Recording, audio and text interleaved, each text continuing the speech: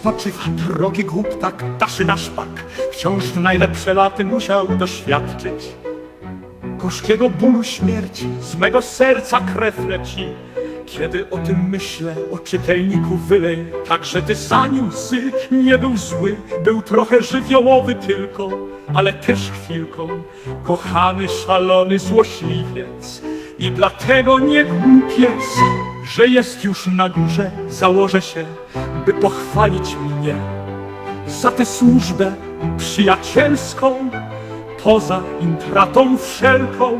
Przez to, jak niespodziewanie wykrwawił się, nie myślał o człowieku, którego rymy o takim wdzięku